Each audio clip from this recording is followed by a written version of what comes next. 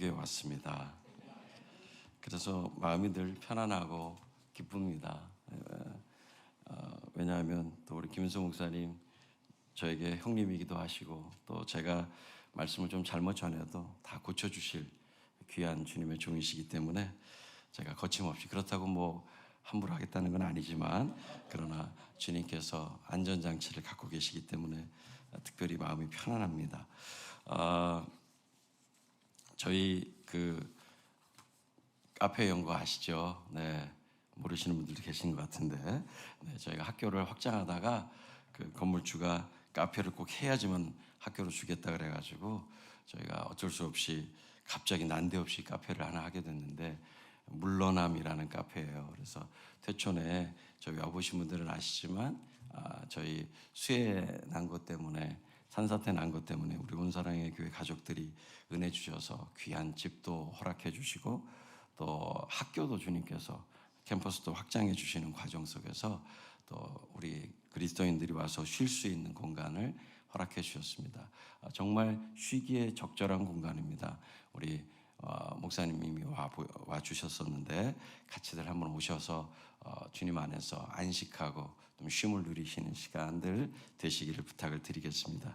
제가 카페 마담을 겸하고 있기 때문에 홍보를 안 할 수가 없어서 말씀을 드립니다. 꼭 와주실 거지요? 네, 네. 이것은 그냥 안부차 말씀을 드린 것이고요. 오늘 한 절 우리가 함께 보았지만, 사실은 함께 읽어야 될 말씀은 굉장히 많아서 제가 좀 빠른 템포로 달려갈 텐데 따라와 주실 거죠? 네. 이 뼈들이 능히 살 수 있겠느냐라고 주님께서 물어보신 이 말씀의 의미를 함께 살펴가 보도록 하겠습니다. 에스겔은 어떤 선지자죠? 여러분, 그 북이스라엘은 남유다가 바벨론에게 망하기 전에 아수르에게 약 150년 전에 먼저 망하죠. 왜 망합니까?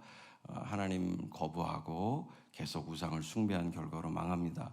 그리고 나서 이제 남유다도 똑같은 우상 숭배의 길을 걸어가서 결국은 바벨론에게 망하게 되는데, 이 바벨론에게 망하게 될 때 바벨론이 크게 느부갓네살 왕이 3번의 침공을 통해서 사람들을 붙잡아 갑니다. 첫 번째 침공 때는 이제 그 왕과 지도자들만 끌고 가기 때문에, 소수의 사람들만 끌고 가기 때문에, 그러면 첫 번째 포로로 끌고 갔다라고 표현할 수도 있고, 소수기 때문에 그것은 그냥 지도자들을 끌고 간 것으로 보고, 그 다음 두 번째 훨씬 많은 사람들을 끌고 간 그 두 번째 침공이 있었습니다. 그때, 그런데 그 첫 번째 소수가를 끌고 갔던 그 1차 침공 때 끌려간 선지자가 누굴까요?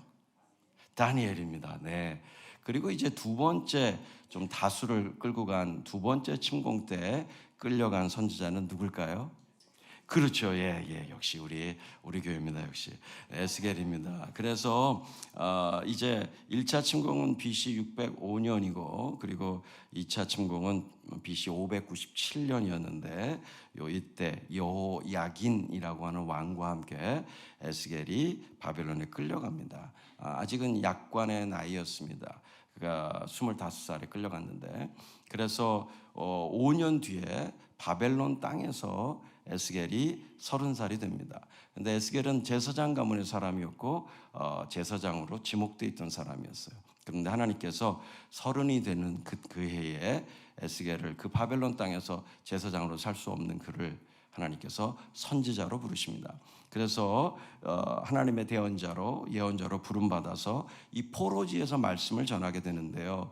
그 에스겔이라는 선지자의 이름은 하나님께서 강하게 하신다라는 뜻을 가지고 있는 이름인데, 하나님께서 그 이름에 걸맞도록, 비록 바벨론 포로가 되어 있는 상태지만 그 힘들고 어렵고 모든 것이 망한 것 같은 그 상황 속에서 하나님은 도리어 에스겔을 통해서 하나님께서 강하게 하신다라고 하는 메시지를 선포해 주시는 것이 에스겔서 전체의 맥락입니다.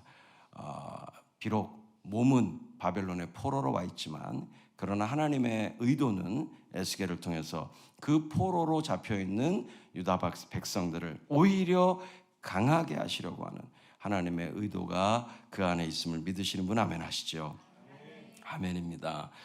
바벨론에 끌려온 포로들 사이에는 어떤 분위기가 만연했을까요? 그것은 절망의 분위기입니다. 그들은 절망했습니다. 절망의 말들을 쏟아놨습니다. 우린 이제 끝났어. 우린 이제 안 돼. 우린 이제 다시 살아날 수 없어. 우린 끝난 거야. 예루살렘 못 돌아가. 이렇게 절망의 말들이 만연해 있었습니다. 포로들 사이에. 그런데 더 놀라운 것은 이제 급기야 이제 세 번째 느부갓네살의 침공이 일어나서 예루살렘이 함락당하고 성전이 파괴당하고 완전히 망해버린, 그래서 이제는 어린아이들까지 다 끌고 바벨론으로 와버리는 이런 비참한 상황을 전해 듣게 됩니다. 그러자 사람들 사이에는 절망에 더해져서 이제는 예루살렘에 돌아간들 소용없어. 예루살렘도 다 망했어. 이제는 예루살렘에 돌아간들 아무 소용도 없어. 이런 엄청난 절망이 그들을 사로잡았습니다. 그런데 그들 안에 이 존재하게 된 이 패배주의는 놀랍게도 회개하지 않는 패배주의였어요. 그런 상황이 되면 하나님 앞에 무릎 꿇고 살려주십시오. 지금 우리 이번 특별 새벽 부흥회의 제목처럼 우리로 살아나게 해주십시오. 이렇게 하나님 앞에 회개하며 나아가야 되는데 그 회개는 하지 않은 채로 패배주의가 만연한 상황이었습니다. 안 돼, 끝났어. 우리는 못해. 이제는 끝난 거야. 더 이상은 기회가 없어. 이런 패배주의가, 회개하지 않는 패배주의가 만연한 상황, 이 상황을 맞닥뜨리게 되는 것입니다. 자, 예루살렘에 망했다는 소식을 한번 읽어보실까요? 에스겔 33장 빨리 한번 보시죠. 21절입니다. 33장 21절 33장 21절 말씀 우리 같이 한번 빨리 읽어보겠습니다. 시작. 우리가 사로잡힌 지 12째 해 10째 달 5째 날에 예루살렘에서부터 도망하여 온 자가 내게 나와 말하기를 그 성이 함락되었다 하였는데, 자, 에스겔에게 이 소식이 들려온 겁니다. 예루살렘이 3차 침공을 받아서 완전히 패망하게 됐을 때 한 사람이 도망쳐서 와서 바벨론으로 도망쳐 왔습니다. 그리고 나서 에스겔에게 이제 그 온 성이, 예루살렘의 온 성이 다 망했다, 함락되었다라고 가르쳐 줍니다. 자, 이 소식이 전해지자마자 사람들에게는 정말 엄청난 패배주의가, 절망이 더 강하게 그들을 휘어잡게 된 것이죠. 그런데 놀라운 사실은요, 주님께서는 이날을 대비해서, 이렇게 예루살렘이 망했다는 소식이 들려올 이날을 대비해서 이미 주님이 하신 일이 있어요. 그것은 뭐냐면 놀랍게도 에스겔의 입을 열어놓으신 것입니다. 할렐루야. 하나님께서 하나님의 선지자의 입을 열어놓으시는 게만 된다면 우리에게는 상황이 망하더라도 소망이 있는 것입니다. 상황이 망해도 하나님의 말씀이 열려 있으면 살아있는 거예요. 그래서 주님께서 이미 조치를 취해 놓으셨는데 그것은 에스겔의 입을 열어놓으신 것이었어요. 아까 읽었던 21절 뒷절 말씀 읽겠습니다. 22절 시작. 그 도망한 자가 내게 나오기 전날 저녁에 여호와의 손이 내게 임하여 내 입을 여시더니 다음 아침 그 사람이 내게 나올 그때에 내 입이 열리기로 내가 다시는 잠잠하지 아니하였노라. 할렐루야. 그 사람이 와서 그 소식을 전하기 전날 밤에 이미 주님께서 조치를 취해 놓으셨는데 그것은 에스겔의 입을 열어놓으신 것이었어요. 예루살렘에 대한 심판이 완료된 이 시점에 맞춰서 주님께서는 에스겔의 입을 열어놓으신 것입니다. 그렇다면 에스겔의 입이 닫혀 있었다는 뜻이겠죠? 3장을 보시죠. 에스겔서 3장 26절. 에스겔서 3장 26절. 자, 보시게 되면 에스겔서 3장 26절입니다. 26절, 27절 두 절 함께 읽으실게요. 시작. 내가 내 혀를 네 입천장에 붙게 하여 네가 말 못하는 자가 되어 그들을 꾸짖는 자가 되지 못하게 하리니 그들은 패역한 족속임이니라. 그러나 내가 너와 말할 때에 내 입을 열리니 너는 그들에게 이르기를 주 여호와의 말씀이 이러하시다 하라. 들을 자는 들을 것이요 듣기 싫은 자는 듣지 아니하리니 그들은 반역하는 족속임이니라. 아멘. 주님께서 에스겔의 입을 닫았다가 다시 여시는 이것도 에스겔을 통해서 주님이 하시고자 하는 메시지가 있는 것이죠. 다시 말하자면 지금은 내가 아무리 너희들에게 말해도 너희들의 그 완고함과 반역과 그 고집이 너희들 내 말 듣지 않는다. 그러니까 소용없다. 그러나 너희들은 내 말을 듣게 될 날이 올 것이다. 내가 그때 에스겔의 입을 열 거다. 이렇게 말씀하시는 거죠. 그러니까 에스겔 한 사람에게 입을 열고 닫게 하시는 그것조차도 하나님께서 이스라엘 백성들에게 주시는 메시지가 되게 하신 것입니다. 그런데 주님께서 이렇게 닫으셨던 그의 입을 약속하신 대로 이 시점에 예루살렘이 망했다라는 소식이 들려오기 바로 전날 밤 그 시점에 에스겔의 입을 먼저 열어 놓으신 것입니다. 자, 이 말씀은 24장에도 관계가 되어 있는데요. 에스겔서 24장 25절 보시죠. 에스겔서 24장 25절. 우리가 살아날 수 있는 유일한 길은 기록해 주신 하나님의 말씀 성경에 집중하는 것밖에 없습니다. 성경에 집중할 때, 하나님의 말씀에 집중할 때 우리의 영혼은 살아나게 될 줄 믿습니다. 24장 25절부터 27절까지 세 절의 말씀 읽겠습니다. 시작. 인자야, 내가 그 힘과 그 즐거워하는 영광과 그 눈이 기뻐하는 것과 그 마음이 간절하게 생각하는 자녀를 데려가는 날, 곧 그날에 도피한 자가 네게 나와서 네 귀에 그 일을 들려주지 아니하겠느냐. 그날에 네 입이 열려서 도피한 자에게 말하고 다시는 잠잠하지 아니하리라. 이같이 너는 그들에게 표징이 되고 그들은 내가 여호와인 줄 알리라. 아멘. 그러니까 이미 하나님께서 예고해 주신 거예요. 이제 예루살렘이 망하게 될 거야. 그때 그들이 너무나 기뻐했던 자녀들, 그들의 자녀들, 그리고 그 눈이 기뻐하던 그 모든 것들이 다 포로가 돼서 바벨론으로 끌려오게 될 거야. 그날에 도피한 한 사람이 너에게 와서 네 귀에 그 예루살렘의 패망 소식을 들려줄 거야. 그런데 그날에 너의 입이 열려서 도피한 자에게 말하고 다시는 잠잠하지 않게 내가 할 거야. 그게 표징이 될 거야. 그리고 그 표징이 이루어질 때 그들은 내가 여호와인 줄 알게 될 거야. 이렇게 말씀하고 계시는 거죠. 그러니까 에스겔서 이 24장 25절부터 27절까지의 말씀의 성취가 우리가 맨 처음에 읽었던 33장 21절 22절에 그 성취가 나와 있는 것입니다. 에스겔서 말씀은요, 특징이 있습니다. 그것은 다른 선지서에 비해서 에스겔서 자체에서 성취되는 일들이 많다는 사실이에요.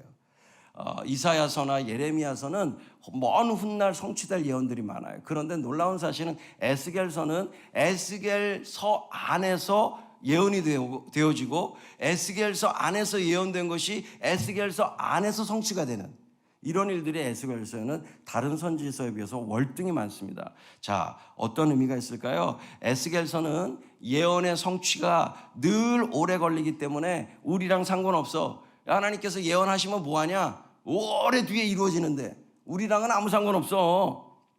그게 또 이루어질지 알게 뭐야? 이런 식의 풍조가 이스라엘 백성들 안에 가득했습니다. 하나님이 예언자로 말씀하신 그게 우리랑 무슨 상관이야? 우리 당대에 이루어지지도 않는데 한참 뒤에나 이루어질 일 그게 한참 뒤에 이루어질지 안 이루어질지 알게 뭐람? 이런 분위기가 이스라엘 백성들에게 팽배해 있었어요. 바로 그때 주님께서 에스겔을 통해서 그렇지 않다는 사실을 말씀하고 계시는데 주님이 원하시면 그런 풍조가 만연했던 이스라엘의 일침을 가하시는데 주님이 원하시면 언제든 성취하신다는 것입니다. 할렐루야. 주님이 원하시면 그들의 죄에 대하여 바로바로 응징하실 수 있다는 거예요. 할렐루야. 성경에도 보면 그래서 그날에 그가 죽으니라 주님께서 바로 치시니라 이런 구절들이 심심치 않게 나옵니다. 예, 우리가 죄 짓고 우리의 죄에 대해서 바로바로 응징하지 아니하시는 하나님의 그 오래 참으시는 마음을 알지 못한 채로 비아냥거리면 하나님께서 어느 날 갑자기 그에게 그 비아냥거리는 그에게 바로 응징을 가하실 수 있어요. 성경에는 그런 얘기들이 너무 많습니다. 사랑하는 말씀의 사람들, 우리 온사랑 가족, 우리 믿음의 사람들, 여러분들 모두 믿으시죠? 주님이 원하시면 오늘 밤에도 오실 수 있다는 사실. 아멘입니까? 예, 세대주의자들이 막 1대1 상황에 다 봐라 이제 너 이스라엘 전쟁 났다 이건 이렇게 꿰맞추고 저건 저렇게 꿰맞추고 그런 거 할 필요도 없습니다. 주님이 원하시면 오늘 밤에도 오늘 우리가 이렇게 새벽에 함께 모여 기도하는 중에도 주님은 다시 오실 수 있어요. 에스겔은 입을 열어주실 때까지 주님께서 연출하시는 대로 여러 상징 행위, symbolic performance라고 하는데 여러 가지 상징 행위들을 통해서 강렬한 메시지들을 전해왔습니다. 그러니까 입이 닫혀 있다고 해서 메시지를 전하지 않은 게 아니에요. 에스겔의 삶 전체가 메시지였고요. 그리고 하나님께서 연출자가 되셔서 디렉터가 되셔서 에스겔을 액터로 쓰셔가지고 수많은 퍼포먼스들을 행하게 하세요. 에스겔서를 읽어보시면 그런 심발릭 퍼포먼스들이 굉장히 자주 등장합니다. 그래서 저희 같은 문화사역자들은, 특별히 뮤지컬을 통해서 복음을 전하는 저희들은 에스겔서에 집중할 수밖에 없어요. 지금 저희 공동체가 마침 에스겔서를 묵상하는 중인데 얼마나 은혜가 있는지 모릅니다. 저희들에게 주시는 말씀이 너무 생생해요. 저희 같은 문화사역자들이 어떻게 살아야 되는지에 대해서 에스겔서 말씀을 통해서 주님이 얼마나 말씀해 주시는지 큰 은혜를 받고 있는 기간인데요.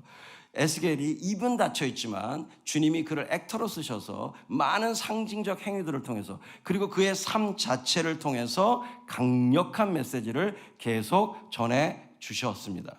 그런데 이젠 입을 열어주시는 때가 온 것입니다. 그렇기 때문에 기억해야 되는 것은 에스겔에게 있어서 그의 상징적 행위 자체는 그의 삶 자체였어요. 그러니까 그의 상징적 행위와 에스겔의 삶이 동떨어져 있는 것이 아닙니다. 상징도 그에겐 실제였어요. 그렇기 때문에 에스겔 24장에 보면 에스겔의 아내가 죽습니다. 그런데 아내가 죽었을 때 하나님께서 미리 말씀하시죠. 너의 사랑하는 이가 너에게서 사라지게 됐을 때 너 어떠한 애도 행위도 하지 말아라. 그 에스겔의 아내의 죽음에 대하여 어떤 애도 행위도 할 수 없었던 에스겔의 모습은 이제 예루살렘의 패망이 너무나 갑작스럽고 너무 강력해서 거기에 대해서 애도할 시간조차 없다는 사실을 말해주고 있는 것이죠. 그러니까 이렇게 에스겔은 그의 삶을 통해서 그리고 그의 사랑하는 아내의 죽음을 통해서 메시지를 전해야 되는 존재였어요. 여러분, 문화사역자들을 위해서 기도해 주십시오. 우리 문화사역자들 역시 마찬가지입니다. 그들의 삶과 그들 안에 일어나는 모든 일들이 하나님의 메시지가 될 것이기 때문에, 그리고 그들이 행하는 모든 상징행위 자체가 그들에게는 실제의 삶이기 때문에 하나님의 은혜가 없으면 도무지 이 길을 걸어갈 수 없는 것입니다. 저희가 아랍권에서 공연한 적이 있었잖아요. 근데 그 아랍권에서 저희가 이 아랍 사람들을 놓고 무슬림들을 놓고 공연할 때 우리가 그 공연 올라가기 전에 무대 뒤에서 함께 기도하면서 이렇게 비장하게 기도했습니다. 하나님, 오늘 이 무대가 저희의 생의 마지막일 수 있습니다. 저희가 이 공연을 할 때 저 아랍 사람들이, 무슬림들이 저 뭐야? 왜 저 따위 공연을 해? 이러면서 저희들을 죽일 수도 있으니까. 그러니까 저희가 이 복음 전하다가 이 무대 위에서 주님께 간다라면 영광인데 주님께서 그들에게 은혜 베풀어 주시길 원합니다. 이렇게 아주 비장한 각오를 하고 뮤지컬 루카스를 했던 적이 있었습니다. 네, 놀랍게도 그 아랍 사람들이 펑펑 울고 그 메시지 앞에서 정말 제가 아주 귀한 또 응답을 받았더랬죠. 그 아랍 사람 한 사람 저에게 와서 영어로 네가 하는 말, 제가 막 십자가를 외쳤거든요. 네가 하는 말, 내가 그 말을 따라갈 수는 없지만, 그러나 네가 뭘 말하고 싶은지 내가 이 공연을 통해서 분명히 알게 됐다. 이런 아주 귀한 응답을 해줬던 때가 기억이 납니다. 어쨌든 이 문화사역자들을 그들이 전하는 메시지, 이런 문화적인 행위들이 그들에게 있어서는 삶이고 실제고, 그리고 그 가운데서 얼마든지 또 주님이 허락하시는 고난을 받을 수 있다는 사실을 기억하시고 저희들이 이 믿음의 길 끝까지 완주할 수 있도록 함께 기도해 주시면 좋겠습니다. 광야를 위해서 계속 기도해 주십시오. 이 회개하지 않는 패배주의가 만연한 상황 가운데 주님은 에스겔의 입을 열어서 이제 말씀을 시작하십니다. 구체적으로 말씀을 막 쏟아놓기 시작하시는데요. 다시 우리가 처음 봤던 33장으로 넘어가 보시면 이제 에스겔의 입이 열리면서 이제 그 패배주의, 회개하지 않는 패배주의를 갖고 있는 그 패배주의가 만연한 이스라엘 백성들에게 이제 입을 열어서 말씀을 쏟아놓기 시작하는데 그 말씀을 쏟아놓은 순서가 이렇습니다. 너희들이 예루살렘에 패망한 이유를 분명히 알아야 된다. 너희들이 왜 망했는지 알아야 된다. 심판받은 이유는 한마디로 우상 숭배 때문이다. 이렇게 말씀하시고, 그리고 나서 그러나 그게 끝이 아니야. 내가 너희들과 새로운 언약을 세울 것이다 말씀하십니다. 그리고 이스라엘의 패망을 기뻐했던 에돔에 대한 심판을 예고하십니다. 그리고 나서 이스라엘에게 주실 회복의 복들을 순차적으로 아주 구체적으로 에스겔의 입을 통해서 말씀하세요. 이것들을 저희가 시간 관계상 다 읽을 수는 없지만 오늘 혹시 시간을 좀 내셔서 이 부분들을 33장 23절부터 저희 오늘 본문이 37장까지 한번 곰곰이 읽어보시게 되면 이 내용들을 다 이해하실 수가 있는데요. 그 중에 중요한 것들만 이야기하자면 33장 23절부터 34장 10절에서는 그들이 망하게 된 이유가 죄라는 사실을 말씀하시는데, 그 죄를 백성들의 죄와 목자들의 죄, 리더십들의 죄로 나누어서 말씀하십니다. 백성들의 죄는 뭘까요? 한마디로 표현하면 우상숭배입니다. 33장 25절을 보시죠. 33장 25절 읽겠습니다. 시작. 그러므로 너는 그들에게 이르기를 주 여호와께서 이같이 말씀하시되 너희가 고기를 핏째 먹으며 너희 우상들에게 눈을 들며 피를 흘리니 그 땅이 너희의 기업이 될까 보냐. 자, 이 말씀을 그냥 간단히 표현하자면 다 우상 숭배에 걸려있는 행위들이에요. 우상 숭배 때문에 피를 흘리고 우상 숭배 때문에 자녀를 불에 던지고 우상 숭배 때문에 이렇게 저렇게 하는 것입니다. 그러니까 결국 핵심은 뭐냐면 우상 숭배인데, 그 우상 숭배를 표현하실 때 주님께서 우상에게 눈을 들었다 이렇게 표현하시는데, 이걸 직접적으로 표현하자면 우상에게 눈을 팔았다는 것입니다. 그러니까 내 눈을 우상에게 팔아버린 거예요. 계속 우상에게 주목하고 있는 것입니다. 우상에게 주목하고 우상이 원하는 대로 사는 거죠. 그래서 우상 숭배는 한마디로 말하면 이렇게 정의를 내릴 수 있어요. 주님, 한번 저를 따라 주시겠습니까? 주님에게서 내 눈길을 빼앗는 모든 것, 그게 우상이에요. 우상은 우리 주 예수 그리스도에게서 내 눈길을 빼앗아가는 모든 것입니다. 그게 우상이에요. 그 우상에게 내 눈을 팔아버렸다는 거예요. 그래서 예루살렘이, 이스라엘이 망했다는 것입니다. 주님에게서 내 눈길을 빼앗는 모든 것들을 성령의 은혜로 박살내시고 오직 우리의 눈을 들어 주님만 보시는 우리 하늘 가족들 되시길 주의 이름으로 축원합니다.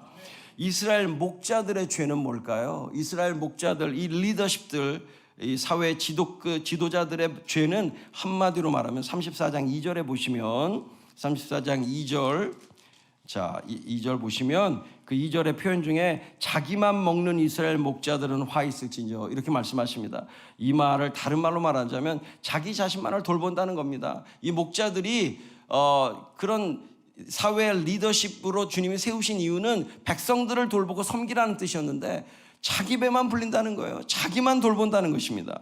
백성들을 돌보는 행위조차도 자기를 위해서 한다는 거예요. 뿐만 아니라 이제 그 뒤에 34장 6절에 보면 양들을 잃어버리게 됐는데 그 잃어버린 양떼를 찾고 또 찾는 게 목자여야 되는데 양떼를 찾으려는 마음이 전혀 없다는 것입니다. 잃어버린 양떼를 찾으려는 마음이 전혀 없는 것, 이것이 이스라엘 목자들의 죄의 가장 심각한 실상들이었습니다. 기도해 주시길 부탁드립니다. 저희가 내년 2월 1일 날 뮤지컬 아바라고 하는 작품을 올리게 되는데, 새로운 작품을 올리게 되는데, 그 작품이 잃어버린 양들을 찾으시는 아버지의 마음을 간절하게 표현한 요나서와 누가복음 15장을 결합한 뮤지컬입니다. 그 뮤지컬이 올라갈 때 저는 기도하고 있습니다. 한국교회 안에 잃어버린 양들을 찾는 운동이 일어나기를 기도하고 있어요. 우리 온사랑의 교회가 함께 기도해 주시고 그 뮤지컬 아바를 통해서 정말 한국교회에 잃어버린 양들을 다시 되찾으시는 하나님의 은혜가 놀랍게 임할 수 있도록 함께 기도해 주시기를 부탁드리겠습니다. 정말 한국교회 안에 정말 생판 복음을 모르는 사람들에게 복음을 전해서 그들을 하나님의 자녀가 되게 하는 이 일도 매우 중요한 일이지만, 그러나 아시죠? 지금 저희들 안에는 정말 흔히 말하는 가난한 성도들, 자기가 하나님을 믿고 있다라고 주장하면서 교회는 나가지 않는, 교회를 섬기지 않는, 교회에 속하지 않은 이런 사람들이 너무나 많은 시대가 됐습니다. 너무나 안타깝습니다. 그 잃은 양 찾기 해야 됩니다. 할렐루야. 그들은 본인들이 하나님을 잘 믿는 것 같지만 죄송하지만 교회에 속하지 않으면 그것은 온전한 믿음, 주님께서 인정하시는 믿음이 될 수 없어요. 우리의 사도신경에 보면 거룩한 공예를 믿는다고 고백하지 않습니까? 그것은 교회를 떠나서는 구원이 존재할 수 없다는 사실을 분명히 고백하고 있는 것입니다. 반드시 교회로 돌아와야 돼요. 아멘이시죠? 그래서 그들을 돌이키시는 은혜가 있어야 되는데, 그런 마음을 가지고 선한 목자들이 움직여 가야 되는데 이 목자들이 그렇게 움직이지 않고 있다는 사실을, 잃어버린 양떼를 찾으려는 마음이 전혀 없다는 사실을 말하고 있는 것입니다. 자, 주님께서 우리를 회복시켜 주시고, 그리고 우리에게 거듭나게 하시는 중생의 은혜를 주시고, 그리고 중생한 사람들이라고 해서 그 예수 그리스도의 생명이 내 안에서 계속 막 활발하게 움직이지 않습니다.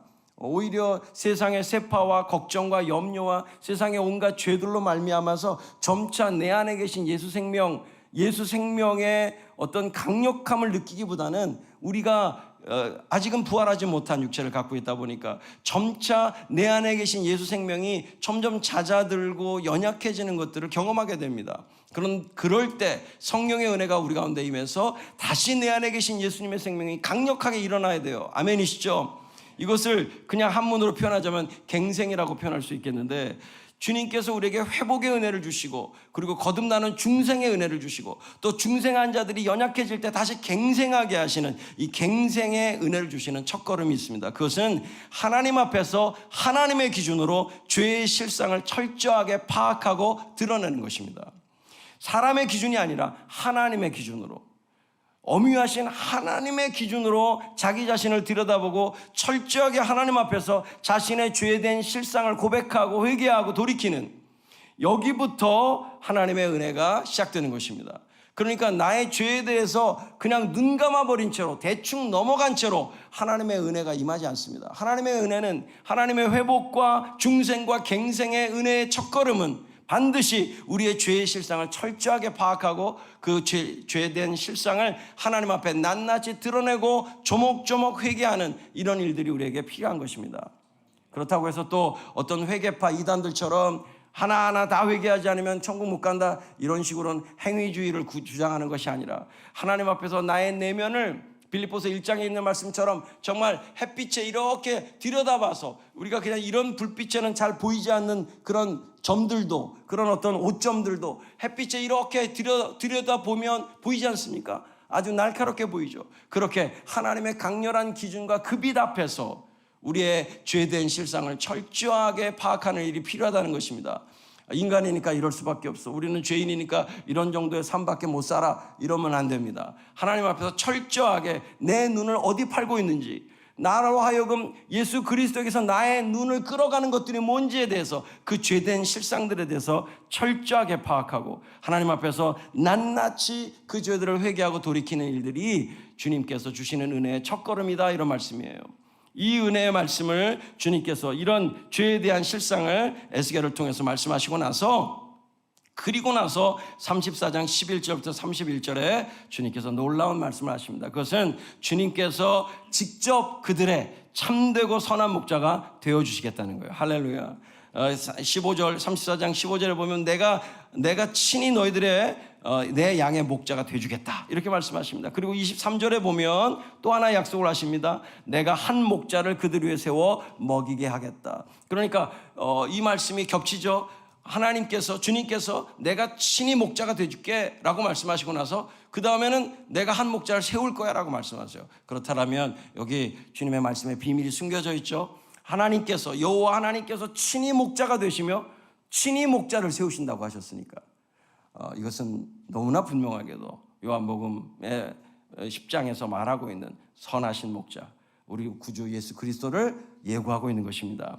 그래서 주님께서 이런 목자를 세워줄 것을 약속하시는데, 그 결과로 세워지는 언약이 있습니다. 그게 25절에 보면 평화의 언약이에요. 이 같은 단어가 우리가 읽었던 37장 26절에 보면 또다시 평화의 언약, 화평의 언약, 그런데 그 언약이 일시적인 언약이 아니라 영원한 언약이라고 표현하고 계세요. 그러니까 한마디로 말하자면 주님께서 에스겔의 입술을 통해서 너희들의 죄가 이러한 죄들인 것을 분명히 알아야 되고 그 죄로부터 돌이켜야 된다. 그런데 그 일을 내가 친히 너희들의 목자가 돼서 행할 것이다. 그리고 내가 한 목자를 세울 것이고 그 목자와 더불어서 나와 너희들 사이에 영원한 평화의 언약을 이룰 것이다. 이 샬롬, 이 샬롬이라고 하는 말은 우리가 피스, 평화라고 번역을 하지만 실제로 더 근원적인 뜻은 컴플리트네스입니다. 완전함이에요. 완전함. 샬롬이라고 하는 것은 완전해지는 겁니다. 하나님과 우리와의 관계가 완전해지고 우리와 우리 사이의 관계가 완전해지는, 그게 평화입니다. 할렐루야. 그 평화의 언약을 그 선하신 목자를 통해서 우리와 영원토록 체결하시겠다는 약속을 하고 계십니다. 그러면서 35장에 가면 이제 이스라엘의 패망을 기뻐하고 조롱했던 에돔에 대한 심판을 예고하십니다. 자, 이스라엘이 망할 때 에돔이 낄낄댔어요. 조롱했습니다. 하나님께서 그 에돔을 심판하시겠다고 말씀하세요. 그렇다면 하물며 이스라엘을 패망시킨 그 직접적인 나라들, 바벨론이나 아수르나 이런 나라들, 그 나라들을 주님께서 그냥 두실 리가 있겠습니까? 네. 정말 미안한 얘기지만 아이가 말 안 들어서 회초리로 막 때린 다음에 그 부모가 어떻게 합니까? 그 회초리를 꺾어가지고 버리지 않습니까? 이스라엘이 우상 숭배하기 때문에 회초리로 쓰셨지만 그 회초리로 쓰임받은 그 나라들의 죄를 좌시하지 않으세요. 동일하게 그들을 꺾어버리십니다. 이것을 주님께서 에돔이라고 하는 나라를 통해서 그냥 조롱한 정도도 주님께서 강력하게 심판하신다고 예고하고 계시는 거죠. 그리고 이제 이 36장에 가보시면 이스라엘에게 주실 회복의 복들을 열거하십니다. 그런데 그 복들이 너무 감격이어서 정말 한 절 한 절을 그냥 읽을 수가 없어요. 제가 이 36장을 읽으면서 얼마나 마음속에 큰 기쁨이 몰려오는지 오늘 한번 경험해 보십시오. 36장을 한 절 한 절 읽어보세요. 주님께서 우리에게 약속하신 회복의 약속들이 얼마나 놀라운지요. 그냥 간단하게 표현해서 9절에 주님이 우리 편 되주시겠다고 하셨어요. 우리 편, 내가 네 편 될 거야. 너희들의 편이 될 거야. 15절에 너희들 다시는 조롱당하지 않는다. 23절에 주님의 이름을 다시 거룩하게 하시겠다고 말씀하셨어요. 어떻게? 이스라엘 백성들 다시 모아들이심으로써, 다시 모이게 하심으로써 주님의 이름을 거룩하게 하시겠다고 하셨어요. 그리고 25절부터 28절, 이거는 안 읽을 수 없는 구절이라 함께 읽겠습니다. 36장 25절부터 28절, 이런 놀라운 약속을 하십니다. 25절부터 28절까지 함께 읽습니다. 시작. 맑은 물을 너희에게 뿌려서 너희로 정결하게 하되 곧 너희 모든 더러운 것에서와 모든 우상 숭배에서 너희를 정결하게 할 것이며 또 새 영을 너희 속에 두고 새 마음을 너희에게 주되 너희 육신에서 굳은 마음을 제거하고 부드러운 마음을 줄 것이며 또 내 영을 너희 속에 두어 너희로 내 율례를 행하게 하리니 너희가 내 규례를 지켜 행할지라. 내가 너희 조상들에게 준 땅에서 너희가 거주하면서 내 백성이 되고 나는 너희 하나님이 되리라. 할렐루야. 주님께서 이 어마어마한 약속을 에스겔의 입술을 통해서 허락해 주셨습니다. 자, 그리고 나서 이렇게 주님만 섬기게 되는 새 마음과 새 영을 주시겠다 이렇게 약속하시고 나서 결국 그들 안에 어떤 부흥이 일어나는가? 35절입니다. 35절에 보면 사람이 이르기를 이 땅이 황폐하더니 이제는 어떻게 되었다고요? 에덴 동산같이 되었고 황량하고 적막하고 무너진 성읍들의 성벽과 주민이 있다 하리니. 자, 이런 놀라운 회복의 약속, 에덴처럼 회복된 성읍으로 예루살렘을, 영적인 예루살렘을 만드시겠다는 겁니다. 그리고 나서 37절 38절에 정말 놀라운 부흥의 약속을 하십니다. 한번 읽겠습니다. 37절 38절 시작. 주 여호와께서 이같이 말씀하셨느니라. 그래도 이스라엘 족속이 이같이 자기들에게 이루어주기를 내게 구하여야 할지라. 내가 그들의 수요를 양떼같이 많아지게 하되 제사 드릴 양떼 곧 예루살렘이 정한 절기의 양무리같이 황폐한 성읍을 사람의 때로 채우리라. 그리한즉 그들이 나를 여호와인 줄 알리라 하셨느니라. 아멘. 어마어마한 부흥을 약속하고 계시는 것입니다. 근데 여기 비밀처럼 한마디 주님이 하셨습니다. 그것은 그래도, 내가 이렇게 약속은 하지만 그래도 어떻게 해야 된다고요? 이루어 주기를 내게 구하여야 할지라. 할렐루야. 주님께서 왜 이렇게 하십니까? 주님이 홀로 일방적으로 그 일을 하시면 우리가 주님을 알 길이 없어요. 그러나 기도를 하게 되면 주님이 이렇게 이루어 주세요 라고 기도했는데 주님이 이루시면 우리가 주님을 알게 되는 것이죠. 주님은 일방적으로 주님의 역사를 이루는 걸 원하지 않으십니다. 우리와 함께 이루어가길 원하세요. 우리가 기도하고 주님이 일하시는 방식으로 주님을 알아가게 하시기를 원하시는 거예요. 할렐루야. 그래서 주님께서 기도하라고 말씀하고 계시는 것이죠. 기도하지 않으면 우리는 어떤 일의 결과는, 주님이 행하신 일의 결과는 맞닥뜨리겠지만, 그러나 그 일을 행하신 주님을 알지를 못하게 되는 것입니다. 사랑하는 여러분, 이 일의 결과가 중요한 게 아닙니다. 그 모든 좋은 결과들도 다 지나갑니다. 우리에게 중요한 것은 주님을 아는 것입니다. 그 은혜를 주님께서 약속해 주셨습니다. 그리고 나서 이제 회개하지 않는 패배주의가 만연한 그들에게 이렇게 순차적으로 주님께서 아주 빼도 박도 할 수 없을 만큼 확실한 약속을 하시고 나서, 그리고 그들에게 마치 그 메시지를 확증해 주시는 도장처럼 오늘 에스겔에게 마른 뼈의 환상을 보여주시는 거예요. 그러니까 이 마른 뼈의 환상이 그냥 나온 게 아닙니다. 회개하지 않는 패배주의가 만연한 이스라엘 백성들에게 에스겔의 입을 열어서 모든 말씀을 자세하게 해주시고 모든 회복의 약속을 다 해주시고 나서, 그래도 너희가 못 믿겠다면 내가 이 환상을 보여주마. 이 환상을 하나님께서 확증의 환상으로 보여주고 계시는 거예요. 그래서 그 모든 회복의 약속들을 확증하시는 이 환상의 내용을 보면 1절부터 10절이 환상의 내용이고 비전의 내용이고, 11절부터 14절이 그 비전에 대한 해석을 보여주십니다. 말씀해 주십니다. 자, 간단히 살펴보죠. 2절 읽어보겠습니다. 37장 2절입니다. 시작.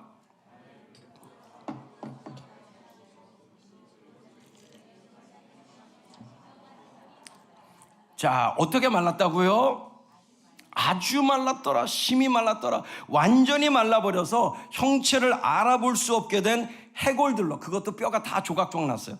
해골들로 가득한 골짜기, 그 거대한 폐어더미 안으로 주님께서 에스겔을 환상 가운데 끌어오신 겁니다. 그리고 그 폐어더미 안에서 물어보시는 거예요. 어떻게 물어보시죠? 3절 읽겠습니다. 시작.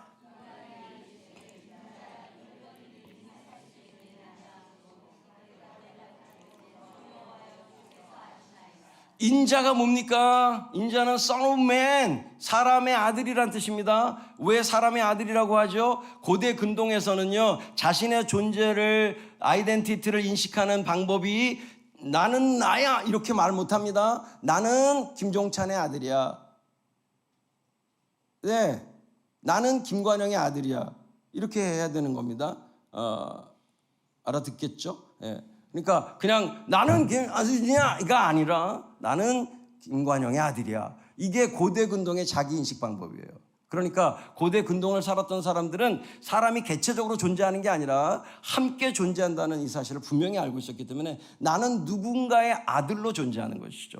그래서 그 사람의 아들, 이게 사람을 가리키는 보통 명사예요. 그러니까 저기 한 사람 가면 야, 한 사람 간다 이렇게 말하지 않습니다. 고대 근동에서는 저기 한 사람의 아들 간다 이렇게 말해요. 두 사람이 가면 저기 두 사람의 아들 간다 이렇게 말하는 거죠. 이것이 고대 근동의 사람에 대한 표현이에요. 그래서 그걸 한문으로 주님의 인자라고 하는 것입니다. 그런데 놀랍게도 예수님은 이 인자라는 호칭을 자기 자신에게 쓰시죠. 그런데 예수님께서는 그 인자라는 호칭을 쓰실 때 앞에 the라고 하는 정관사를 붙이세요. The Son of Man. 그래서 그냥 인자가 아니라 성경이 말하고 있는 어떤 부분의 인자를 자신에게 적용하고 계시는 거죠. 근데 그것은 우리가 이미 알고 있는 것처럼 다니엘서 7장 말씀이에요. 그래서 하나님께서 하나님의 영원한 왕권을 한 사람에게 주시는데 그의 왕권이 영원히 이어진다라고 하는 그때 그 인자, 그 사람의 아들을 자기 자신에게 적용하신 것입니다. 그래서 인자라고 하는 예수님의 자기 칭호는 앞에 그라고 하는 정관사가 항상 붙어 다녀요. 그리고 그걸 통해서 예수님은 본인이 사람의 아들로 오신 겸손한 사람으로 오신 하나님이신 것을, 영원한 왕이신 것을 드러내고 계시는 것입니다. 그런데 놀라운 사실은 이 에스겔을 향해서도 주님께서 그 인자라는 말로 보통 명사로 부르시는 겁니다. 사람아 이렇게 부르신 겁니다. 사람아 이 뼈들이 능히 살 수 있겠느냐. 그러니까 사람의 관점으로 볼 때 이 조각조각 나버리고 완전히 말라 비틀어진 이 뼈들이 살아날 수 있겠느냐. 사람의 관점으로 이렇게 물어보시는 거죠. 자, 그렇다면 사람의 관점으로 살아날 수 있다라고 말할 수 있습니까? 뼈가 완전히 말라 비틀어져 있는데 그 뼈들을 보면서 주님이 이 뼈들이 능히 살 수 있겠느냐라고 물어보셨을 때 사람의 관점에서 네, 살 수 있습니다 말할 수 있는 사람이 있을까요? 에스겔도 그렇게 말할 수 없습니다. 그러니까 에스겔이 사람의 관점에서는, 인자의 관점에서는 도저히 산다라고 말할 수가 없어요. 그러나 그냥 아니요, 절대 못 삽니다, 이렇게 말하기에는 이 질문을 하시는 분이 누군가가 중요하잖아요. 이 질문을 하시는 분이 만군의 주 하나님이시고 전능하신 주 하나님이시기 때문에 에스겔이 함부로 안 됩니다, 못해요, 불가능합니다 이런 말 할 수가 없는 거죠. 그러니까 그 판단을 다시 주님 손에 다시 되돌려 드리는 겁니다. 이걸 할 수 있고 없고 저 사람의 눈으로는 안 되죠, 주님. 그러나 이 질문을 하시는 분이 전능하신 주 하나님이시니까 여호와여 주께서 아시나이다. 당연히 에스겔 인자와 사람에게는 불가능해 보이지만 그러나 전능하신 하나님은 하실 수 있기 때문에 에스겔은 하나님의 뜻을 여쭙고 있는 것입니다. 할렐루야. 자, 할 수 있고 없고가 중요한 것이 아니에요. 하나님이 원하시는가 원하시지 않는가가 중요한 것입니다. 이것이 열쇠인 거예요. 다시 말하자면 이 질문을 하시는, 인자야 이 뼈들이 능히 살 수 있겠느냐라고 질문하시는 여호와의 하나님의 의도가 중요한 것입니다. 아멘이시죠? 그 질문을 하시는 하나님의 의도가 중요한 거예요. 인간의 눈으로 할 수 있고 없고 이런 건 중요하지 않아요. 그 질문을 던지시는 하나님의 의도와 마음이 중요한 것입니다. 요한복음 21장에서 예수님께서 실패한 베드로에게 말씀하시죠. 네가 나를 사랑하느냐? 베드로가 예수님을 사랑할 수 있느냐 없느냐 이거가 중요한 게 아니라 그 질문을 던지시는 예수님의 마음과 의도와 작정이 중요한 것입니다. 예수님이 네가 나를 사랑하느냐 왜 물어보셨습니까? 베드로 혼내려고 물어보신 겁니까? 책망하려고요? 아니요, 베드로를 용서하시고 다시 세워주시려는 예수님의 마음과 의도로 그 질문하고 계시는 겁니다. 그러니까 네가 나를 사랑하냐는 질문 앞에서 베드로가 사랑을 할 수 있고 없고 이런 게 중요한 게 아니라 그 질문을 던지시는 예수 그리스도의 마음이 중요한 것입니다. 그러니까 베드로가 그 마음 알아차렸기 때문에 주님 아십니다, 주님께서 아십니다, 주님이 모든 것을 아십니다. 자기가 주님을 사랑한다는 말보다 그 말을 앞세울 수밖에 없는 거죠. You know that I love you. You know. 그렇습니다. 이 뼈들이 능히 살 수 있겠느냐? 우리의 눈으로 그게 가능한지 안 가능한지가 중요한 것이 아니라 그 질문을 던지시는 하나님의 마음과 의도가 중요한 것입니다. 하나님은 작정하고 계시는 것이죠. 그리고 나서 놀랍게도 그냥 하나님이 보여주시면 되는데 에스겔을 쓰십니다. 어떻게 쓰시죠? 4절 에스겔을 대언자로 세우십니다. 그래서 대언하게 하십니다. 시간 관계상 다 그 대언의 내용을 읽지 않겠지만 먼저는 마른 뼈들을 향해서 대언하게 하시죠. 그래서 뼈들이 이렇게 살아나라고 대언을 합니다. 그리고 그 다음에는 그 뼈들이 이제 몸이 붙고 인간의 형체가 됐지만 아직 살지 못하고 있어요. 그럴 때 그 뼈들이 뭉쳐서 다시 사람의 모양이 됐을 때 그들 안에 생기가 불어와서 그들을 일으키라고 생기를 향해서 또 대언하게 하십니다. 한 번은 뼈들을 향해서 대언하게 하시고 한 번은 생기를 향하여 대언하게 하세요. 자, 그래서 이 대언의 결과로 어떤 일이 벌어집니까? 그 뼈들이 다 살아납니다. 하나님의 생명으로 살아납니다. 성령으로 살아납니다. 그런데 살아나 보니까 그 사람들이 누구냐 하면 하나님의 큰 군대예요. 할렐루야. 쫄개들이 아니라 하나님의 큰 군대, 여호와의 전쟁을 수행해내는, 하나님의 승리를 드러내는 하나님의 큰 군대로 일어나게 하시는 겁니다. 할렐루야. 여러분, 교회는 서로가 서로에게 주님의 대언자가 되어야 합니다. 이것이 참된 코이노니아, 참된 교제예요. 같이 모여서 밥만 먹는 게 아니라, 물론 그것도 중요합니다. 그러나 서로가 서로에게 하나님의 말씀을 대언하는 사람들, 그들이 바로 교회예요. 성경의 인물들에게 부여된, 주님께서 부여하신 모든 역할들은 이제 그리스도 안에서 교회와 성도들에게 부여된 것입니다. 그런데 물론 영적으로 부여된 것입니다. 그것이 문자적으로 부여된 것이 아니고, 그리고 또 무질서하게 부여된 것이 아니라 영적인 권위와 질서 아래서 영적으로 부여된 것들이죠. 그러니까 우리가 만인 제사장이라고 해서 모두가 다 그냥 강단에서 그럼 나도 설교할래 이렇게 하면 안 됩니다. 질서를 따라서 영적인 의미로, 그 모든 일들이 우리에게 주어져 있는 것이죠. 그러나 중요한 것은 같이 하시겠습니다. 그리스도인은 그리스도의 대언자다. 그리스도인은 그리스도의 대언자예요. 아멘이시죠? 자기 말하면 안 돼요. 그리스도인은 자기 말하면 안 돼요. 하나님의 말씀으로 말해야 돼요. 그런데 오늘 에스겔에게 대언하라고 하신 하나님의 말씀을 한마디로 말하면 뭘까요? 살아라. 살아라. 할렐루야. 그러므로 그리스도인은 살리는 말을 하는 사람들입니다. 죽이는 말을 하는 사람들이 아니에요. 그리스도인은 살리는 말을 하는 사람들. 살아라라고 말씀하신 하나님의 말씀을 대언하는 사람들이에요. 우상 숭배에 대해서 격렬하게 지적하고 하나님의 심판을 예고하고 무섭게 하나님의 뜻을 전한다고 할지라도 그 모든 경고와 경계와 심판의 언어마저도 살아라 라고 하는 하나님의 말씀을 위해서 존재하는 것입니다. 자기 잘난 맛에 비판하는 게 아니에요. 죄를 비판하고 경계하고 죄에서 돌이킬 것을 강력하게 촉구한다 할지라도 그 모든 말씀의 의도는 살아라 라고 하신 하나님의 뜻에 합치돼야 하는 것입니다. 그러므로 그리스도인들은 모든 이들을 향해서 예수 그리스도의 생명으로 살아나는 말을 하는 사람들입니다. 죽이는 말을 하는 사람들이 아니에요. 여러분, 내가 뭔가를 말할 때 기억하십시오. 내가 지금 이 말을 하는 것이 내 말인가 내게 주신 주님의 말씀인가? 그렇다면 내 말의 의도가 죽이는 것인가 살리는 것인가? 그리스도인의 모든 말은 살리는 말이어야 하는 것입니다. 주 여호와께서 이같이 살아나게 하라 하셨다. 이것이 말씀의 대언의 핵심이었어요.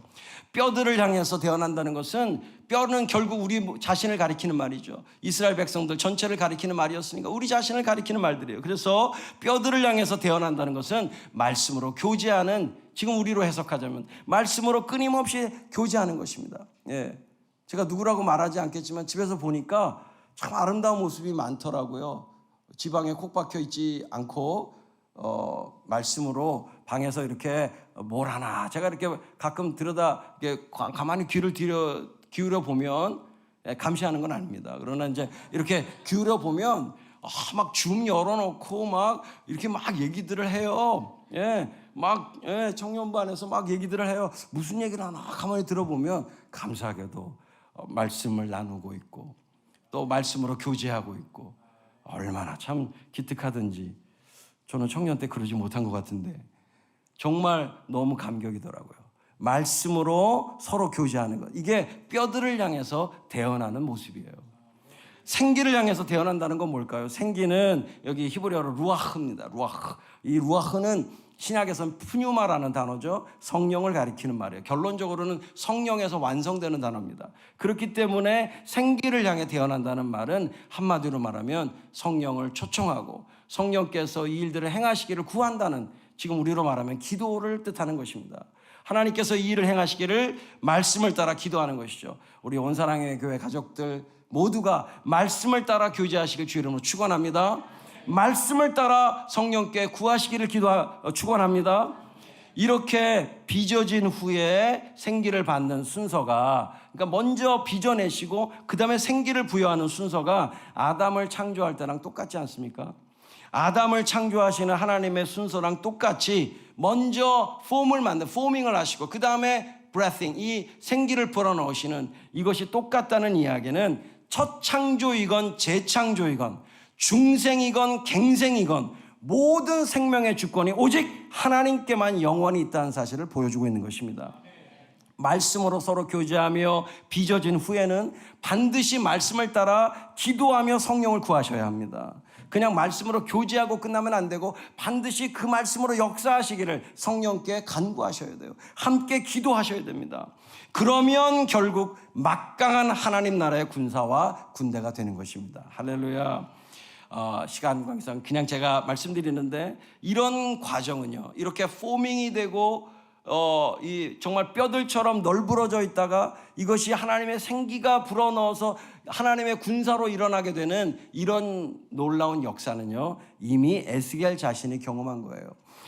나중에 찾아보십시오. 1장 28절과 2장 2절을 보시면 하나님의 말씀이 임할 때 임하기 전에 에스겔은 그 말씀 앞에 납작 엎드립니다. 정말 마른 뼈처럼 엎드려요. 예, 납작 엎드립니다. 그러면 놀랍게도 항상 그 말씀이 어떻게 되냐면 주님의 영이, 같은 루아흐인데 주님의 영이 에스겔에 들어와서 에스겔을 세웁니다. 이렇게 세웁니다. 그리고 하나님의 말씀을 전하게 해요.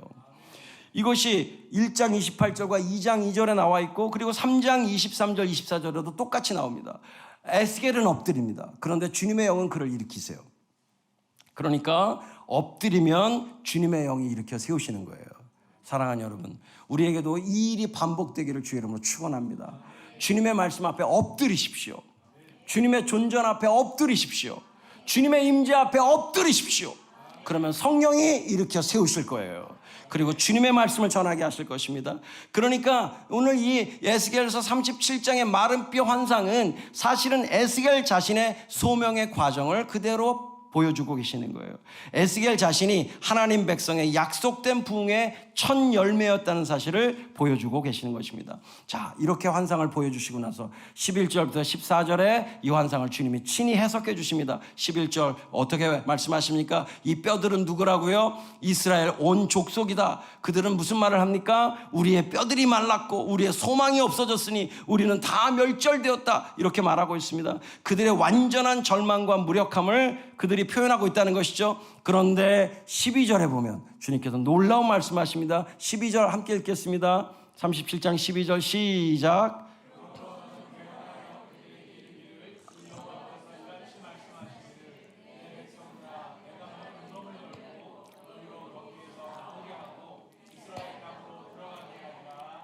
아멘. 노출된 뼈들을 살려 일으키시는 수준 정도가 아니라 주님께서 뭐라고 말씀하시냐면 이제 범위가 무덤을 여는 것까지로 확대됩니다. 그냥 노출된 뼈들을 주님이 생기로 일으켜서 군대를 만드시는 수준이 아니라 무덤까지 찾아가셔서 무덤을 열어서 하나님의 군대를 일으키시겠다는 거예요. 할렐루야. 12절부터 14절을 읽어보시면 그들을 살려내시고야 말겠다는 강력한 의지를 표명하고 계시는 것입니다. 하나님이 하실 수 있는 모든 방법을 다해서 죽어버린 그 영혼들을 되살려 하나님의 놀라운 군대로 삼으시겠다는 거예요. 어떤 방법을 다해서라도, 하나밖에 없는 아들을 십자가에 못 박는 방법을 통해서라도 반드시 그 일을 하시겠다는 거예요. 그런데 기억하셔야 되는 게 있어요. 이런 이스라엘의 회복은 하나님이 몸소 보이시는 말씀하신 대로 이루시는 자신의 권능과 통치에 대한 증거가 되는 것입니다. 우리의 회복과 우리의 중생과 우리의 갱생, 예수 생명이 희미해져 갈 때 복음과 기도를 통해서 다시 강력하게 만드시는 것, 이런 회복, 중생, 갱생, 그리고 교회의 대각성과 부흥, 우리를 살려드십시오라고 하는, 우리를 살려달라는 우리의 간구의 궁극적인 목적은 죄송하게도 우리가 사는 것이 아닙니다. 이 모든 우리를 살려달라는 간구의 궁극적인 목적은 하나님의 영광입니다. 하나님이 누구신지 알게 되는 것, 하나님이 누구신지 알려지게 되는 것, 그 결과로 열방이 주께 돌아와 오직 주님께만 예배하게 되는 것, 이것이 우리를 살려달라는 기도의 궁극적인 목적인 것입니다. 그렇기 때문에 주님께서 37장 6절, 13절, 14절, 28절 계속 반복하십니다. 그때야 비로소 내가 주 여호와인 줄 알게 될 것이다. 이 모든 역사의 궁극적인 목적은 주님이 누구신가를 아는 것입니다. 사랑하는 가족 여러분, 마른 뼈까지 꼭 가야만, 우리가 마른 뼈가 되는 거기까지 가야만 망했음을 인정하시겠습니까? 아닙니다. 이렇게 살다가는 결국 마른 뼈가 되고 말 것임을 깨닫고 이미 마른 뼈와 같음을 인정하는 것이 믿음의 회개예요. 이 믿음의 근거는요, 골고다, 해골골짜기죠. 골고다에서 나를 대신해서 내 이름표를 달고 죽으신 예수님을 보면 이 믿음을 쓸 수 있다는 것을 알 수 있게 돼요. 예수님이 내 이름표 달고 해골골짜기에서 죽으셨다는 사실은 우리가 영적으로 이미 마른 뼈와 같은 해골들이라는 뜻입니다. 그 이름표 달고 나를 살리기 위해서 죽으셨다는 사실은 이제 우리가 굳이 그 마른 뼈가 되는 자리까지 갈 필요도 없이 우리의 존재 자체가 언제나 마른 뼈와 같다는 사실을 인정하라는 것입니다. 여러분, 오늘 빈들의 마른 풀같이 우리 찬송했는데 가물어 메마른 땅에, 제가 이 1절 이 찬송을 부를 때마다 하나님, 왜 나는 맨날 빈들여야 됩니까? 왜 마른 풀이어야 됩니까? 왜 맨날 가물어 메마른 땅이어야 됩니까? 이렇게 울부짖으며 기도했던 적이 있었는데 지금 생각해보니 참 미련합니다. 우리는요, 한 번의 작은 죄만 지어도 바로 마른 뼈가 되는 존재들이에요. 우리는 한 번에 아주 작은 실수만 하고 실패만 경험해도 바로 메말라 버리는 자들입니다. 우리는 그럴 수밖에 없는 전적인 타락한 죄인들이에요. 그렇기 때문에 굳이 마른 뼈가 되는데 오랜 시간이 걸리지 않아요. 그냥 한 번의 생각만 음란하게 해도, 한 번의 음란한 죄만 지어도 그냥 마른 뼈가 되는 존재들이죠. 그렇기 때문에 우리는 주님 앞에서 우리의 그런 존재됨을 인정하고 끊임없이 주님 앞에 나아가야 되는 것입니다. 주님, 저는 이미 마른 뼈입니다. 그리고 또 마른 뼈가 돼버리고 말았습니다. 그러니까 주님 어떻게 합니까? 또 다시 예수님의 새 생명을 부어 예수 생명으로 살게 해 주십시오. 간구하며 메어 달릴 때 믿음의 창시자요 믿음의 완성자이신 주님께서 그래 관영아, 네 믿음대로 될지어다 말씀하시면서 하나님의 용맹스러운 군사로 다시 일으켜 주시는 것입니다.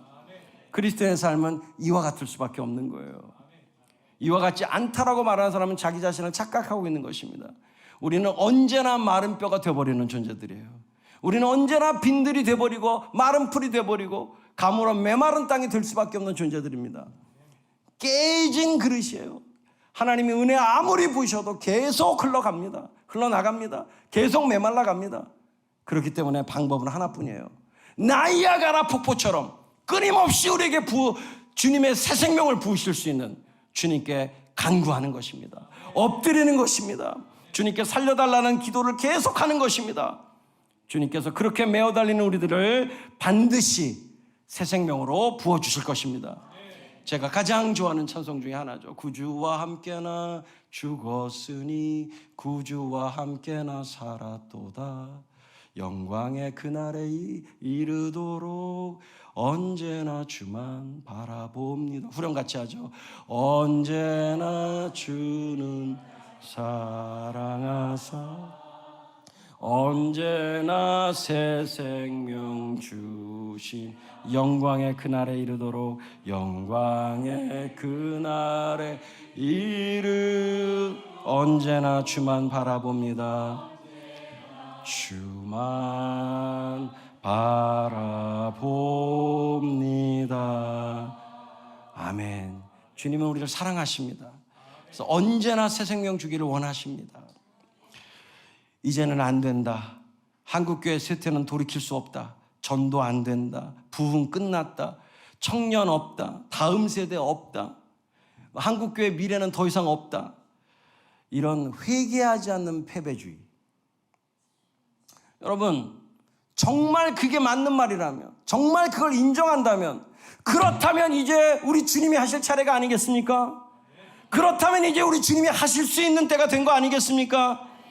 침몰하는 타이타닉을 우리 힘으로 바로 세워볼 생각 그만두고 우리의 죄악과 우리의 완악함으로 이미 침몰했음을 인정하고 주님께 겸손히 나아가십시다. 무릎을 꿇으십시다. 엎드리십시다. 이제야말로 주님만 하실 수 있다고 고백하십시다. 주님께서 일어서시길 구하십시다. 그런 후에, 그렇게 주님께 구한 후에 회복과 갱생과 부흥의 뜻을 우리에게 지니고 계신 주님의 말씀을 따라서 대언하십시다. 주님의 뜻을 따라 말하고 주님의 뜻을 따라 행동하십시다. 우리가 살아날 수 있는 이유, 살아날 수밖에 없는 이유는 바로 우리를 살리기로 결정하신 예수 그리스도이십니다. 이런 나도, 이런 한국교회도 살아날 수 있을까? 나 이렇게 계속 습관적으로 죄 짓는데, 나 계속 이렇게 습관적으로 음란한데, 나 계속 이렇게 모난 성격인데, 나 계속 이렇게 분노하는데, 나 계속 이렇게 게으른 존재인데 이런 나도 회복될 수 있을까? 이렇게 무너져버린 우리 공동체도 회복될 수 있을까? 이렇게 무너져버린 한국교회가 다시 회복될 수 있을까? 사랑하는 여러분, 의심할 필요가 없어요. 왜냐하면 주님이 원하시기 때문입니다. 이것이 복음의 시작이고, 이것이 복음의 내용이고, 이것이 복음의 끝이에요. 주님이 원하시는 것입니다. 주님은 우리를 살리기로, 태초 이전에 우리가 선악과를 따먹기도 전에 우리를 살리기로 그리스도를 결정하신 하나님이십니다. 그러므로 주님 다시 오시는 그날 우리는 주님의 보좌 앞에서 함께 외치게 될 것입니다. 우리의 구원은, 계시록에서는 이렇게 의역을 했죠. 구원하심이 보좌에 앉으신 우리 하나님과 어린 양께 있도다. 이것은 헬라어로 의역한 것입니다. 직역하면 이렇습니다. 우리의 구원은 보좌에 앉으신 우리 하나님과 어린 양이십니다. 기도하시겠습니다. 우리 시간 주님 앞에 함께 좀 주님 앞에 정말 엎드린 마음으로 기도했으면 좋겠습니다. 먼저는 주님께서 우리에게 하시는 말씀을 들었으면 좋겠어요. 인자야, 이 마른 뼈들이 능히 살아날 수 있겠느냐? 오늘 이 아침에 주님이 저와 여러분을 향해서 묻고 계십니다. 사람아, 너 진짜 살아날 수 있겠니? 마른 뼈 같은 너 살아날 수 있겠니? 네가 그런 죄를 짓고도 살아날 수 있겠니? 한국교회 살아날 수 있겠니? 지금 이렇게 무너져 버렸는데, 다음 세대를 다 잃어버렸는데 너 살아날 수 있다고 생각하니? 여러분, 오늘 이 아침에 우리 주님 앞에, 우리에게 그렇게 묻고 계신 주님 앞에 이렇게 대답하십시다. 주님이 아십니다. 주님의 마음이 이미 그것을 결정하셨습니다. 살아나게 하리라 말씀하셨고 결정하셨고, 내가 어떤 방법을 써서라도 하나밖에 없는 아들 십자가에 못 박아 내어주는 한이 있어도 내가 반드시 너희들을 살려내리라.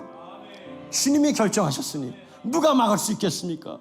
주님, 그 일을 내 가운데, 우리 가운데, 한국교회 안에, 열방 안에 행하시옵소서. 열방이 무너지는 소리가 들립니다. 전쟁의 소식과 모든 무너짐의 소식들이 들리지만, 그러나 우리는 회개하지 않는 패배주의에 사로잡히면 안 됩니다. 우리는 하나님의 말씀에 사로잡혀야 돼요. 하나님의 대언자들이 되어야 합니다. 주님이 말씀하신 대로 말씀해야 돼요. 그렇게 말씀을 전해야 됩니다. 우리 이 시간 주님 앞에, 주님이 아십니다. 주님이 하실 것입니다. 주님의 작정대로 될 것입니다. 우리를 살리시옵소서. 다 함께 주님의 이름 부르고 기도하시겠습니다. 주여, 주님 우리를 살리